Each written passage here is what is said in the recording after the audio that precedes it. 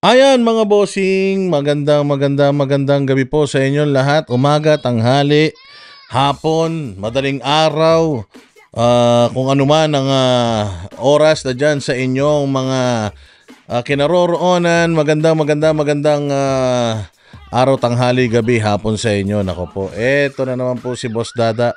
Another day, another Burautan sessions, and of course, another iyakan na naman para sa mga hinayupak, mga kumag, at mga buwisit na mga salot ng lipunan, mga bossing. Abay talaga naman, itong araw na ito ay napakalupit mga boss dahil alam naman natin, sumagot na po mga bossing ang ating pinakamamahal at pinakatamad, pinakawalang alam, pinakaluko-luko at pinakaganid na presidente sa buong mundo. Tangina, no? Ang lupit mo, Bongbong Marcos, putay na. Ikaw ang may hawak ng record ng pinakaulul na presidente na naging presidente ng Pilipinas. Walang hiya ka talaga. So eto mga bossing, mainit-init pa. At talaga namang umaatikabo, bumubulusok, umuusok.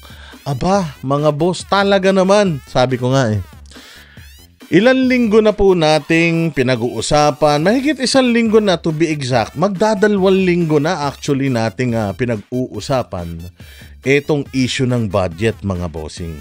Ilang buwan na. Ilang linggo na pala, hindi buwan. Alos magdadalawang linggo na, mga boss. At hindi pa rin nagtatanda etong mga kumag na ito. Hindi pa rin nagtanda si Bongbong, hindi pa rin nagtanda si itong mga congressman, at hindi pa rin nagtatanda etong mga senador. Makikita nyo ngayon dyan sa ating screen. Sinabi netong isang senador na to na puro tulog. Alam nyo ba na itong senador na to, di umano. Noong panahon niya, nuknukan din to ng galing mag-magic. Napakagaling daw mag-magic nito, mga bossing, mga proyekto daw nito sa kanyang probinsya dyan sa may Negros Occidental. Kasi Negros Occidental, ano ba nandiyan dyan? Nandiyan dyan ang Iloilo, Bacolod, ayan. So alam naman natin na itong mga mokong na ito, mga taga Iloilo ito. Oo, mga bossing. At ito daw, mamang ito, ay napakaano nito. Napakadami daw nitong mga proyekto na hindi mo maipaliwanag. Ang lalaki pa ng mga budget ng mga proyekto nito na hindi mo maipaliwanag. Balita ko, meron pa nga to isang flyover na pinagawa tulay na pinagawa na putang ina. Hindi napakinabangan dahil bengkong-bengkong. Putang ina yung tulay, di mo alam kung kahit tao yata ang damaan doon, baka gumuho yung hinayupak na tulay na yun. According to yung mga dating balita, etong mokong na to ang may kasalanan. Again masasabi din ng itong si Drilon ang isa sa mga pinakakurakong. Pinakakurakong isa, hindi natin sinabi pinakakurakong. Isa sa mga pinaka-questionable ang karakter pagdating sa Senado. Pagdating po mga bossing sa pagdating sa budget, okay? Isa itong si Porky. Si Porky Drilon, talagang yan, reputasyon yan matindi. Mantakin mo according to him, according to him, Bongbong Marcos, makinig ka. Kayong mga kongresista, lalo na kayong mga dilawang mga buwaka ng ina ninyo, makinig kayo At kayong mga senador na mga walang kwenta, makinig kayo According to Drilon, 2025 budget is the most corrupt I've seen in 24 years. This is coming from a person na may reputation ng corruption. This is coming from a person na naka-link sa mga dilawang tae kay Pinoy, na isa ring administrasyon na walang nagawa sa mundo.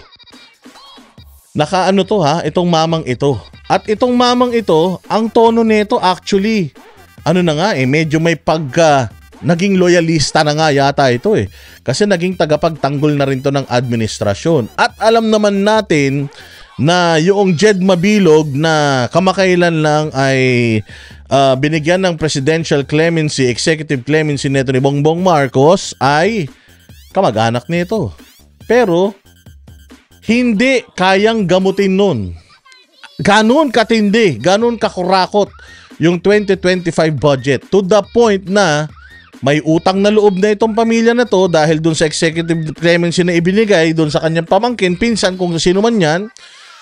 Tapos, dati po itong binabansagang patulog-tulog lang dyan sa Senado at lintik din daw magkamalto ng kayamanan, mga bossing.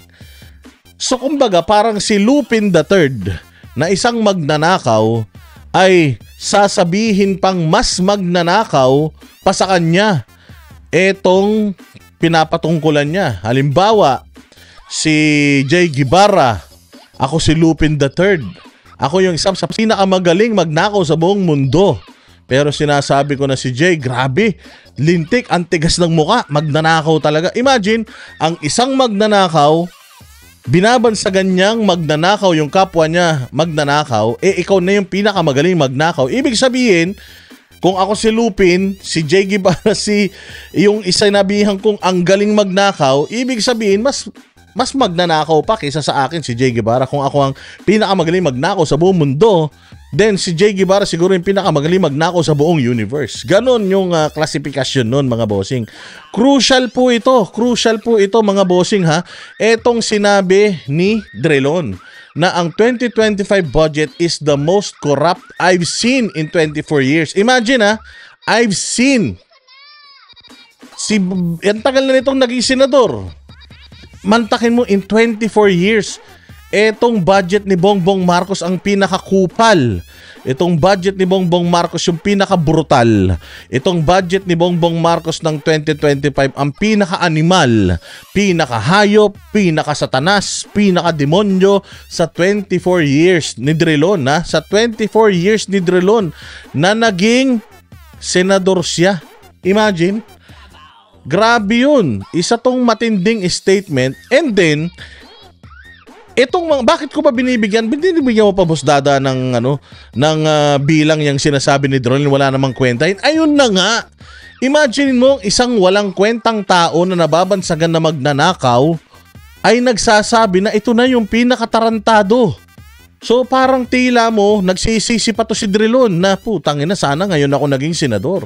Kasi kung ngayon ako naging senador, nung panahon ko, mantakin mo 24 years ha, mantakin mo yung 24 years. Ako'y nasa gobyerno. Putangin lang ako nakakita ng ganito katalamak ang pagnanakaw harap-harapan kahit maliwanag ang araw at ang buwan. Kung ngayon ako naging senador, sigurado mas mayaman ako.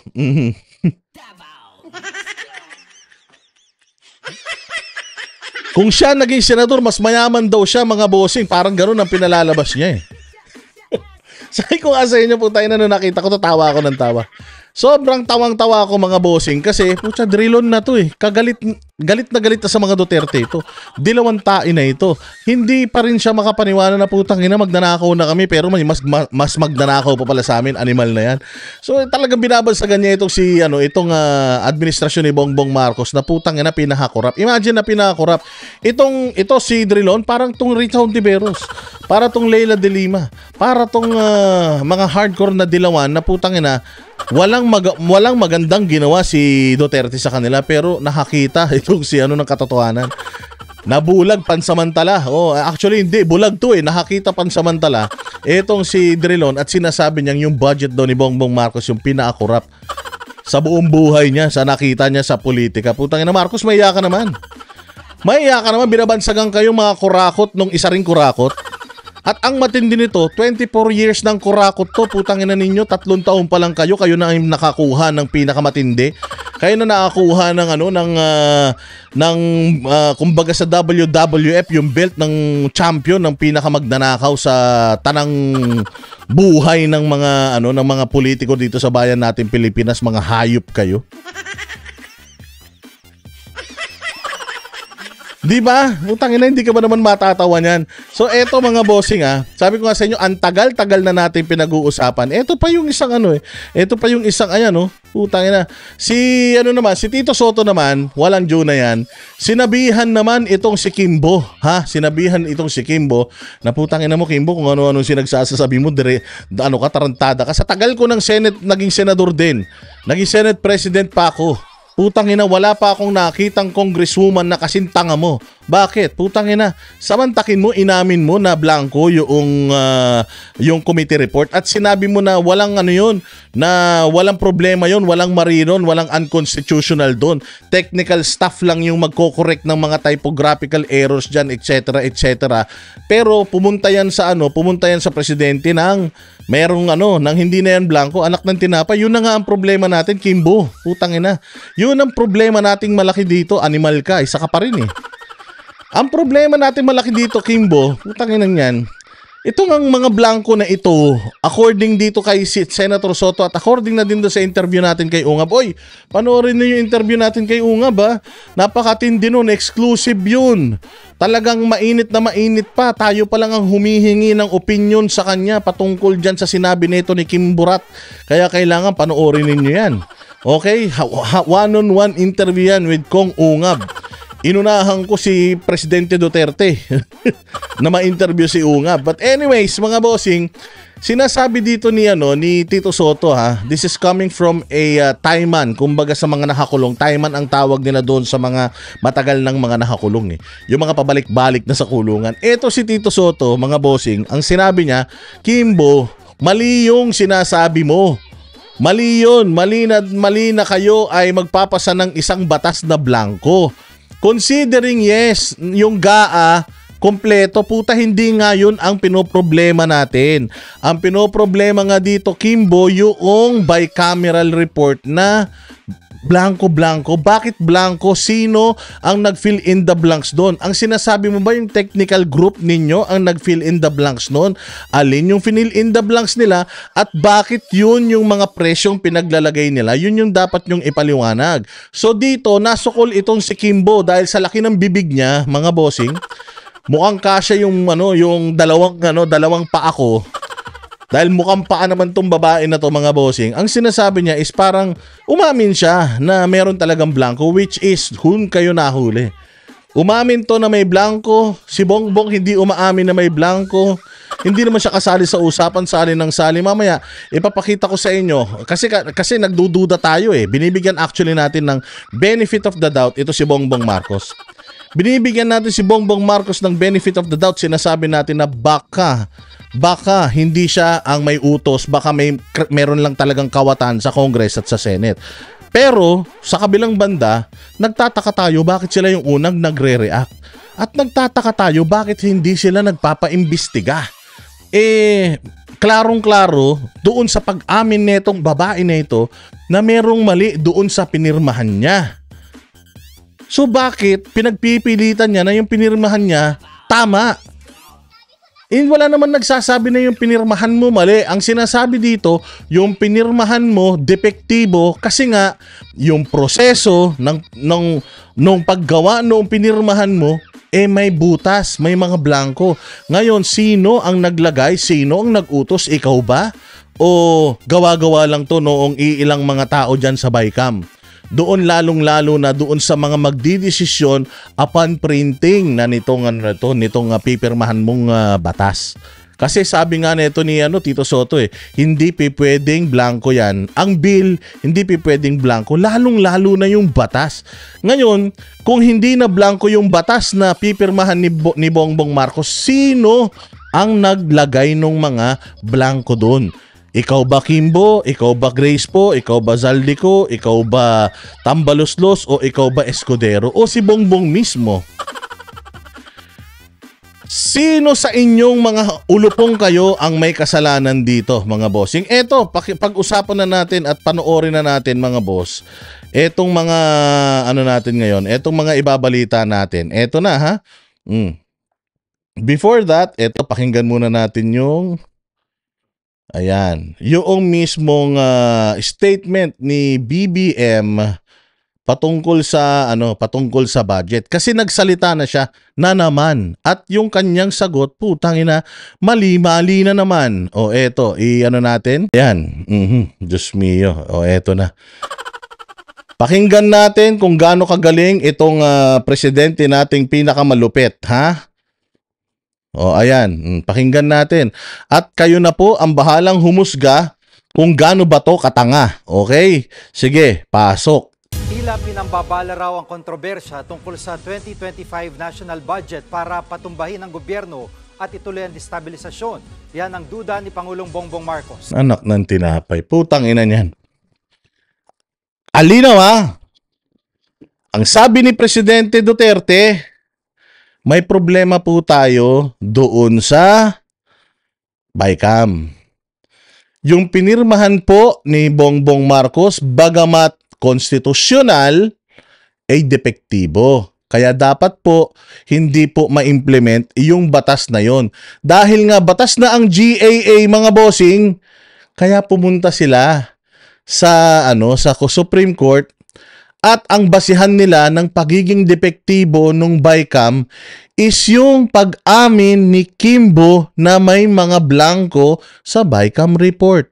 Na inamin din ni Castro, na inamin din ni Raul Manuel, na inamin ni Amy Marcos, na inamin po ni Bato de la Rosa, mga bossing.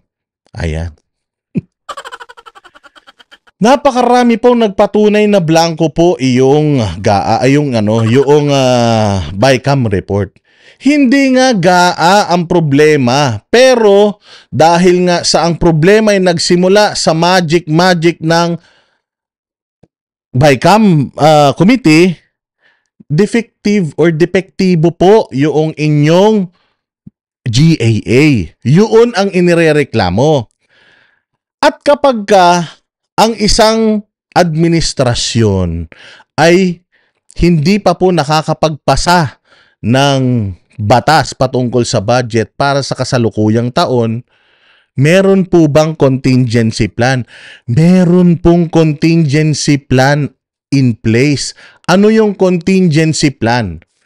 Kung ano yung budget nung nakaraan, yun muna yung i-implement habang hindi pa nagagawang batas etong budget. Nangyari na ba yan? Ang alam ko nangyari na yan noon eh. Ang alam ko nangyari na yan nung panahon ni Duterte. Ang dami niyang vinivito doon sa budget kasi nga ang dami niyang nakikitang mali. At naglaps na pero dinidinig pa rin at hindi pa rin pinipirmahan dahil nga marami pang mga dapat baguhin.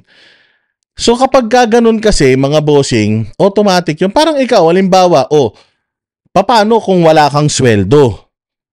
So anong gagawin mo? Hindi na kayo kakain. May contingency plan ka. Ano yung contingency plan mo? Mangungutang muna ako kay kumpare. Mangungutang muna ako kay kumare. Total, na-delay lang naman pero sure na lalabas yan. Yun yung mga contingency plan.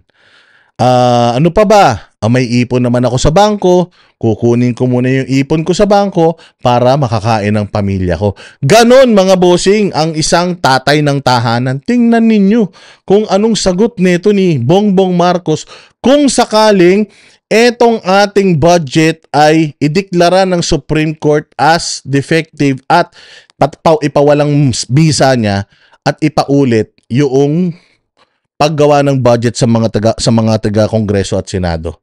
Tingnan niyo ang sagot niya. Nasa frontline balitang yan si Maricel Alili. Ang mga kumukwestiyon sa 2025 national budget ay yung mga gusto raw na matigil ang operasyon ng gobyerno. I guess that's what they want. They want the government to cease working. So yung matuloy yung kanilang mga destabilization na ginagawa. Pero wala yung sinabi niyang shutdown, okay? Mamaya na yon, papakita natin yon. Pero sinabi niya dito, sir, sabi nung reporter, sir, papaano po yun kung mag-succeed po yung kanilang reklamo sa Supreme Court? Alam mo sagot niya? Eddie, we will shut down the government. Shut down the government? Do you have contingency plan? Yun ang tanong. Ang sabi niya, no. No contingency plan. We shut down the government. Tapos, ito na yung sinasabi niya na biglang, yun naman ang gusto nila eh. Tanga! Sinabi ba ni Duterte yun ever doon sa kanilang mga interviews, sa kanilang mga pronouncement that gusto nilang i-shutdown yung gobyerno mo? Are they inciting itong mga tao na to rebel? To fight you? Ang ini-incite nila dito is tayong lahat bilang budget natin yan, magreklamo tayo. Ito yung nangyari.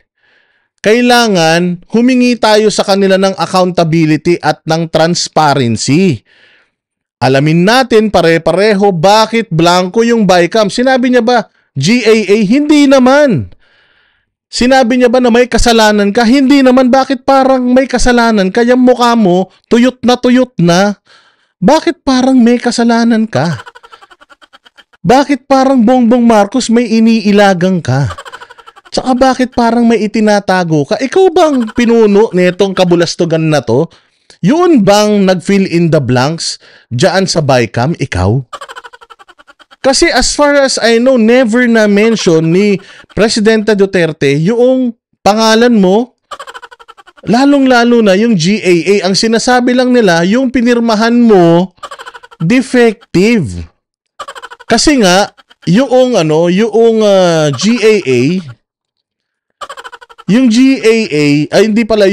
BICAM report, blanco. Yun yung pinapaintindi sa'yo, BBM. Ano bang kalyo meron ka? Tapos tatanungin ka kung may contingency plan ka. Lumabas, walang contingency plan. At ang plano niya, when it happens, we shut down. Putang ina. Anong klase kang tatay ng tahanan? Na-delay yung sweldo mo. Anong gagawin mo sa pamilya mo? Hindi mo papakainin? Wala kang gagawin as in, shutdown ng bahay na to. Wala pa akong sweldo, putang ina, isara nyo ang bintana, isara nyo ang pinto, walang lalabas. Mamatay tayo sa gutom, mga putang ina nyo. Ganun? Hindi ba dapat na-delay ang sweldo ko? Ikaw, putang ina, hindi ka naman pilay, mamalimos ka muna. Ikaw na magaling kang kumanta, kunin mo yung gitara mo, ang hilig mo naman mag-video, kay putang ina kumanta-kanta ka muna sa palengke, tapos magdala ka ng basket. Ba sakaling ikaw naman, putay na kamong asawa kita, puro ka kamaritisan, napakadaldal mo. Oh, bakit hindi mo gamitin yung kadaldalan mo, mangutang ka ron sa tindahan? Total, kachismisa mo naman lagi yung tindera ron. Utangan mo muna para may makain tayo. Hindi ba dapat ganun, meron kang gagawing paraan para makaraos kayo? Putang ina siya, hindi. No, shutdown tayo kapag nangyari yan. Putang ina, parang tinatakot niya eh. Yung mamamayan na itong ginagawa nila Duterte, ang magiging output nito, isa-shutdown yung gobyerno natin. Shutdown, as in shutdown. Yun sinabi niya eh. So, ba't ganun, Bongbong? Ang punto rito, if ever, ito Bongbong, ganito ka kagunggong eh, ganito ka katanga eh. If ever na ito ay mapapatunayan na at sasabihin ng Supreme Court na depektibo ito at ipapawalang bisa niya ito, sila ay pinakakataas-taasang hukuman na may parehas na kapangyarihan ng opisina natin bilang executive. Pag sinabi nila na depektibo yan, putang ina, kailangan imbestigahan natin. Alamin natin kung sino sa Congress at sa Senate yung may kasalanan kung bakit putang ina depektibo tong pinapirmahan nila sa akin. Dapat ganun, Bongbong, ikaw mismo ang maglilid ng investigation considering putay na ikaw ang head of state at niloko ka noong BICAM unless putang ina may alam ka. Unless ikaw nag-utos sa kanila. Unless ikaw talaga ang leader netong money heist na ito, itong budget heist na ito. Kaya ka ganyan sumagot. Kasi kung ako hindi ko kasalanan at wala akong alam talaga dyan, unang-una kong gagawin, putang ina, hindi ako papayag, niloloko nyo taong bayan. Pera ng taong bayan yan, tapos putang ina, niloloko nyo yung mga pinapipirmahan nyo sa akin. Ganun dapat ang una kong gagawin, pero hindi. Iba ang trip neto ni Bongbong. Putang ina, bad trip. Ginagawa. Galing mismo yan kay Pangulong Bongbong Marcos. Parte raw ng planong destabilisasyon ng gobyerno ang paghahain ng petisyon sa Korte Suprema. Hindi dinidestabilize yung gobyerno. Kaya sila nagsumbong sa Supreme Court para yung corruption, putang ina, yung corruption, mahinto. mahinto yung corruption kasi according to, ito ay papakita ko sa inyo, according to Drilon, yan daw po ang pinaka-corrupt na budget na nakita niya sa buong tanang buhay niya. So para matigil yung corruption na 2025 budget, dahil minagic nga yan, kaya sila humihingi ng saklolo sa Supreme Court, ihinto po ninyo yung batas na pinirmahan para maimbestigahan po natin sino po talaga yung kawatan, sino yung nagano dyan. Kasi mahirap po yan na yung budget na pinirma ng presidente natin, magic. Hindi naintindihan ni Bongbong Marcos talaga, ang kupad ng utak mo talaga. Para ideklarang unconstitutional ang 2025 national budget. Ayon kay PBBM, wala silang contingency plan sakaling katigan ng Korte Suprema ang petisyon ng dating... Eto na yon, yung tinanong. Meron ka bang contingency plan kapag nangyari itong kinatigan ng Supreme Court? Executive Secretary na si Attorney Vic Rodriguez at ni Davao City 3rd District Representative Isidro Ungab. Pero kumpiyansa ang Pangulo na wala silang nilabag na batas. Maynard tells me that hindi yan ang tanong kanina. Tong TV5 po tayo na nyo, chinachap-chap nyo yung interview ni Bongbong ha. Hindi nyo nilalagay dito yung totoong sinabi niya na shut down ha. Sinabi niya yun. We will shut down the government. We do not have a contingency plan. Puta, kaya naman pala. Wala siyang contingency plan mga bossing. Wala siyang plan B. Plan A lang. Kaya naman pala pag bumabagyo, putang ina, wala siyang plano. Kasi ultimong dito sa issue na to, wala siyang contingency plan. Wala siyang plan. Ako, pag nagplano ako, may plan A, main plan, may plan B, plan C, plan D. If ever na talagang magkakomplikasyon, may plan E pa ako. Pero ito, Presidente ng Bayang Pilipinas, ang buhay natin at pang-araw-araw ay nakasalalay sa kanya. Wala siyang plano. Inamin niya yun. I have no contingency plan. I will shut down this government. Putangina, antindi. we are on a solid footing in terms of constitutionality. Bongbong kasi naman, putang ina kasi. Ayan ang sinasabi ko sa hindi ka nakikinig eh. Kung ano putak, lagi kasi kayong ewan eh. Lagi kayong lutang eh. Constitutional po yung pagpirma nyo sa GAA, trabaho nyo po yun bilang presidente. At tiningnan nyo po yung 4,000 plus kanyo, 4,000 plus na pages kanyo, chinek ninyo, wala kayo kamong nakita doon na blanco. Wala ngang problema doon, Bongbong Marcos. Ang problema po yung GAA kung saan nanggaling yung inyong mali. Yung BICAM report kung saan nanggaling yung inyong GAA, yun po yung mali. Therefore, yung pinirmahan nyo ay depektibo. Hindi ikaw ang may kasalanan nun kasi kahit bali-baligtarin mo yung GAA, wala ngang blanco ron. So yes, constitutional yon. Kaya lang depektibo yung sistema, proseso na ginamit doon sa budget na pinirmahan mo at yun po ang inirereklamo ng grupo ni Duterte. Hindi ikaw, hindi yung opisina mo, kung hindi yung pinirmahan mo. And yes, sir, tinigtigan mo isa-isa, may walang blanco doon. No doubt. Wala kang ang pagkukulang, pero bakit kahul ka ng kahul? Bakit ka pa sumasagot? Hindi na nga kailangang ipaliwanag on your end. Actually, ang dapat nyo lang gawin is kausapin itong Congress and Senate, alamin, imbestigahan kung sino ang nag-fill in the blanks unless ikaw ang pinuno talaga niyan. I don't know why they bothered to file that because napakahirap ng kanilang assertion. Why they hindi mo alam why they bothered to. Tangina, ang linaw-linaw nung kanilang petisyon, nung kanilang prayers. Ang linaw-linaw ng paliwanag. Blanco ang GAA, mali. Blanco ang BICAM report na pinirmahan nila at hindi nila alam sino nag-fill in the blanks at hindi nila alam saan nagka-fill in the blanks. Yun po, sir, ang problema. Hindi nga yung budget mo. Pinakakansela lang nila yung batas na pinirma kasi pinirmahan mo na yun, batas na yun, kaya nga sila tumakbo na sa Supreme Court. Kasi ang batas yung GAA. Yun pong BICAM report, hindi pa po yun batas.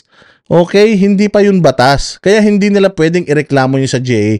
Pero on the basis of what happened sa BICAM, kaya po nila pinapa-cancel yung GAA of 2025. And being the President of the Philippines, dapat meron kang contingency plan doon. Bilang leader, kailangan meron kang plan B, plan C, plan D, plan E. It clearly doesn't. Well, anyway, it's not for me to make the argument. Dagdag pa ng Pangulo, wala ngang blankong item sa 2025 national budget. Tangina, paulit-ulit si Bongbong. Tanga talaga, no? Wala daw blanco. Wala talaga. Hindi nga yun ang issue. Wala ngang blanco, Bongbong. Putang ina, gaano ba kakapal yung bungo mo para hindi mo maintindihan to? Hindi ikaw ang problema, BICAM. Wala talagang blanco sa pinirmahan mo. Kasi nga, yung blanco sa BICAM, minagic na nila, kaya nagkaroon na ng numero nung pinirmahan mo. Ano ba naman to si Bongbong, presidente ng Pilipinas, hindi marunong umintindi? Because I reviewed it, analyzed it, and yes, in part... Ang yabang-yabang pa nito, ni-review daw niya, inanalyze daw niya, 4,200 plus na pages. Wala daw siyang nakitang blanco. Ni-review mo, inanalyze mo, ba't nagre-reklamo si Remulla na yung budget niya mali? Ito yung pinagkasunduan nyo, yung pinirmahan mo, mali. So pinagmamalaki mo na chinek mo yung 4,000 pero hindi mo na check na mali yung budget na allocated para kay Remulla sa DILG. Takina, conflicting yung sinasabi mo sa mga sinasabi ng mga tao sa paligid mo. Binisto ka na ni Remulla. Ang pangako nyo ganito, ang ibinigay nyo mas maliit, mas mababa. At saka dapat, isa pang ipaliwanag mo, BBM. Yung sa opisina mo na 5 billion na dinagdag, okay yon kasi meron tayong ASEAN Summit yata ngayon taon. Pero dapat yung 100% increase ng Congress, putang ina, chinek mo pala yung 4,000 na pages. Sana nakita mo na nadagdagan ng 100% yung budget ng Congress from the original request ng budget. Ba't wala kang doon? Bakit wala kang make tungkol doon? Paano mo sasagutin yun na pinirmahan mo, inapprove mo yung isang bagay na putang ina dapat kino-question mo? Wait, bakit nadagdag 16 billion lang yung nire-request nyo? Bakit naging 30 plus billion na tong budget nyo sa after ng BICAM? Anong gagawin nyo rito sa additional? Dalawang Congress ba yung pamumunuan nyo? Dapat yun ang kasi sabi mo, chinek mo 4,000. Nahuhuli ka sa kasinungalingan mo Chine-check mo pero hindi mo na-check na may corruption. Na nadagdagan yung budget ng Senate ng 1 billion, nadagdagan yung Congress ng 17 billion. More than 100% yung nadagdag sa budget nila. Paano mo ngayon sasagutin yun? Kung ako nandyan, sir, wait. You did check 4,000 pages? Did you check the budget of Congress? Why did it double? From the request to the law that you signed, bakit na doble? Yun ang dapat mong sagutin, BBM, dahil mong pinagsasabi. Parts vetoed it. And so for those of you, and up to now, I cannot find those damned blank items. Tuwan-tuwa ka pa sa kabubuan mo, mga abogado yung kausap. Punta mo walang tumatawa sa'yo. It is not a joke, Bongbong. Na these lawyers that you are talking to, dyan sa yata yan IBP, Integrated Bar of the Philippines. Ito mga kinakausap mo, matalino to, mas matalino sa'yo to. Di mo mabubola to. Alam nila, yung bicameral report, yun ang may problema, hindi yung GAA, hindi yung pinirmahan mo.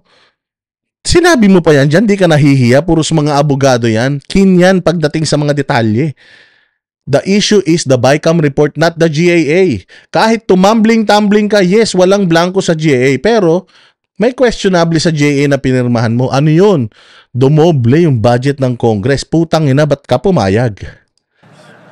Ni-review at binasa raw ni PBBM ang mahigit 4,000 pahina ng 2025 General Appropriation. Binasa niya yung 4,000, nakita niya na yung dumoble budget ng Congress, di siya umimik. Nakita niya na nakulang yung budget ng mga ahensya ng gobyerno mula dun sa mga ipinangako niya. So, hindi rin siya umimik. Anong klaseng checking yan, Bongbong? Hindi porket tiningnan mo, chinek mo, pinagsasasabi mo, kung chinek mo talaga yan na bisto mo na corrupt itong ano na to, budget na to. Sino may sabi na corrupt? Ayan oh, kalinaw-linaw oh. Alyado niyo yan ngayon. Sa buong buhay daw niya. Sabi nila, corrupt din daw to. Mantakin mo, ang isang corrupt na tao nagsasabi na ito yung pinaka-corrupt. Putang ina, ganun kayo kademonyo. Act, pero hindi niya raw makita ang tinutukoy na blank items. I'm convinced that Tanga talaga, no? they simply do not exist because it is not allowed to exist. Putang ina. Mantakin mo, ang dahil mong kausap na abogado, binobola mo, tinotalk shit mo. Alam nila yun. And Duterte highlighted that. Walang problema sa GAA. Even yung aking interview kay Ungab, sinasabi niya, the problem is with the BICAM. At tinanong ko si Ungab, Sir, did it happen during your time when you were the appropriations chief noong panahon ni Pinoy and panahon ni Duterte? Sabi niya, never. It did not happen during my time. Ngayon lang. Sinabi yan ng Pangulo sa harap mismo ng justices ng Supreme Court. Matatandaan na nabanggit ni PBBM noon na nagsisinungaling. Nakita mo yung mga mukha ng justices, Bongbong, puta, alam nila. Even the Makati Business Club, nagre-reklamo na sa inyo. Pumondo sa inyo yan, MBC, nagre-reklamo na kasi kayo na lang daw yumayaman. Pucha, delikado kayo talaga. Konti na lang. Si dating Pangulong Rodrigo Duterte matapos niyang sabihing invalid ang 2025 budget dahil sa umano'y blankong items. Nagbabalita mula sa O, di ba? Putangin na kasi itong TV5, isa ring mokong ito eh. Pero gusto kong ipakita sa inyo, mga bossing. Ayan, gusto ko ipakita sa inyo, mga bossing, yung yung interview niya dyan sa TV5 na sinabi niya yung shutdown. Ito para lang makita nyo. Ayan, mga bossing, ha? Tingnan nyo maigi, pakinggan ninyo at intindihin nyo sinasabi ng gunggong na presidente nyo. Sir, on budget lang po, sir. Yes. May we have your reaction dun sa final lang po na challenge before the Supreme Court ni former ES Vic Rodriguez.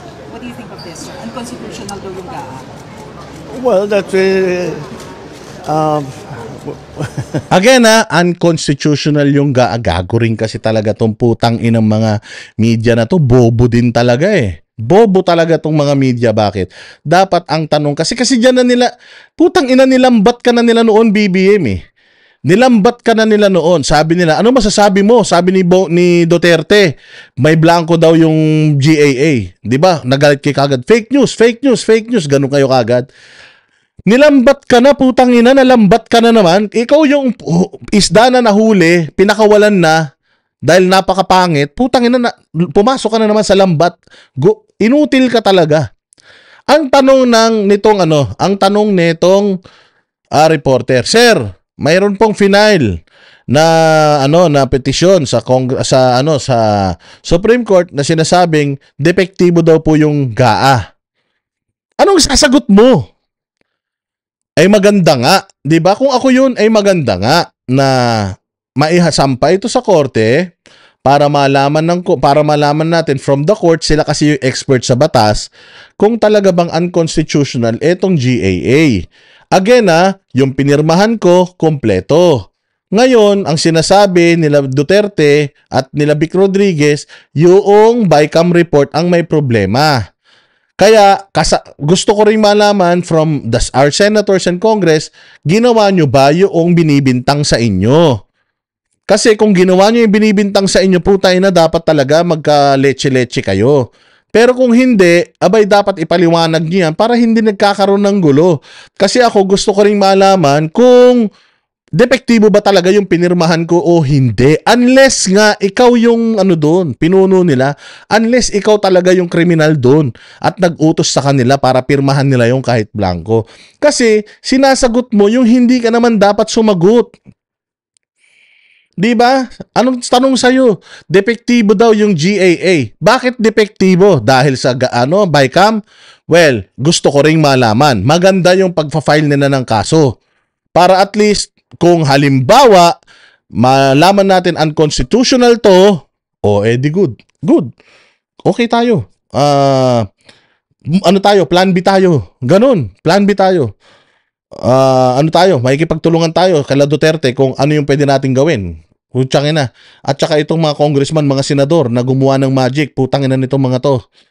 Hahabulin natin lahat yan. Di ba dapat ganun? Hindi. I've read some of the filing, the complaint. Well, the Solzhen, of course, will be the ones who will argue for the government. And he tells me, Solzhen Maynard tells me that we are on a solid footing in terms of constitutionality. I don't know why they bothered to file that because napakahirap ng kanilang assertion. Ayun, again they bothered to file that kasi po pera namin yan. Pera ng taong bayan yan. Pera ng mga Pilipino yan. That's why they bothered to file it. Nanakawin yung pera ng taong bayan eh. Minamagic yung pera ng taong bayan. Kaya po nila final. Yun po malinaw. Hindi yan dahil kupal ka, wala kang silbi. Hindi yun ganun. Pero dahil pera ito ng mga Pilipino. Yun po yun, sir. Walang politika dito. Pera to ng mga Pilipino. Gustong nakawin. Kaya nila pinaihinto yung budget na yan dahil depektibo. It clearly doesn't... well, anyway, it's not for me to make the argument. We'll let the Solzhen make the argument before the Supreme Court, and we're very confident that our case is strong. Pero just in case lang, sir, na pumabor, not in favor of the admin, yung decision ng Supreme Court, meron po ba tayong contingency? No. Meron ba tayong contingency? No. Wala siyang contingency, boss. Wala siyang contingency. So, ano lang siya? A or B lang. A or B. Successful or not successful. Yun lang siya. So what are you gonna do if it's successful? Then meron na tayo doon. Yun yung plan A.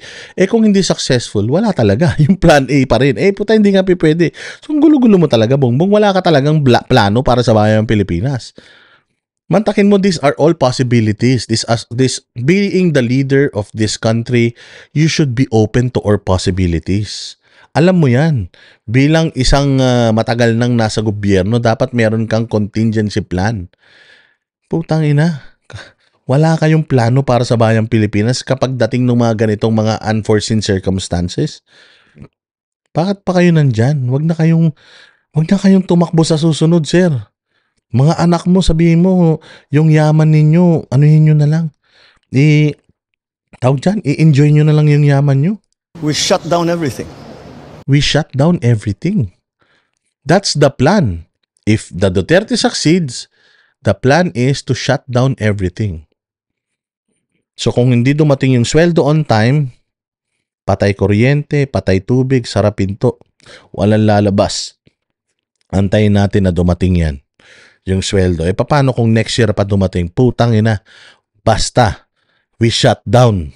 Shut down tayo. Wala. Yun ang sagot niya. Putay na diktador, di ba? I guess that's what they want. They want the government to cease. Tang inan yan. Walang sinabi si Duterte to shut down. Ang sinabi ni Duterte, let us investigate the corruption. Walang verbatim, walang lumabas na shutdown sa bibig nila. Sa'yo lang may lumabas na shutdown, bongbong, dahil putang ina yung utak mo siguro nagsha-shutdown na sa dami ng problemang kinakaharap ng gobyerno mo. Cease working. So yung matuloy yung kanilang mga destabilization na ginagawa. Patay tayo dyan. Destabilization na ginagawa, mga bossing. Diyos ko po. Destabilization daw ang ginagawa ng mga Duterte. Destabilization ba kapag gusto ni Duterte na yung mga kakurakutan nyo mahuli? Destabilization ba pagka sinabing mali yung ginawa nyo, magnanakaw kayo? Ninanakaw nyo yung pera, binisto na namin kayo. Umami na si Kimbo, may blanco talaga. Doon sa Bicam, wala kang pake, BBM. Wala kang pake, hindi ka kasali. Sagot ka ng sagot, wala ka namang alam. Panay ang yak-yak mo, hindi ka naman tinatanong at hindi ka naman importante kasing mga media, pulpul din. Ganito kagaling ang media. Sa sobrang galing ng media, nabudol na nila si Bongbong, puta nabudol nila ulit. Ang mali nga dito yung tanong sa'yo.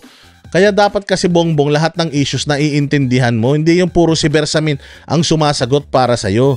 Kaya si Bersamin ang lagi sumasagot dahil tatanga-tanga ka kapag ka nagpapa-interview ka eh. Yan ang problema kasi sa'yo, sir eh. Hay nako, Juan Punyema, sabi ko nga sa inyo, mainit itong balitaktakan na to at umaatikaboy ito. Kaya mga bossing, maraming salamat sa inyong panonood. Mabuhay kayo. God bless us all and God bless the Philippines. Maraming salamat din sa inyong pag-like, pag-share. Yung mga hindi pa po nakakapag-subscribe dito sa channel natin, mga bossing, baka naman subscribe din pag may time. Kasi marami tayong nakikita dyan sa ating analytics na marami nanonood na hindi pa nagsasubscribe. So, subscribe po tayo, like and share. And syempre, maraming salamat sa inyong pagtangkilik sa Banateros Brothers. Mabuhay kayo. At dahil dyan, iiwanan ko kayo ng isang matalinghagang salita. Eleksyon na sa Mayo. Do not commit the same mistake na ginawa ninyo noong 2022. Bakit ko sinabing ginawa ninyo? Kami mga Banateros, hindi po kami nabudol. Kami pong mga Banateros ay bumoto kami sa tama pero natalo kami. Pero okay lang. At least hindi kami bumoto sa magnanakaw. Okay, so mabuhay kayo. I'll see you again next time. Yan ang Banateros, walang inuurungan. Pag tama palakpakan, pag mali ay babanatan.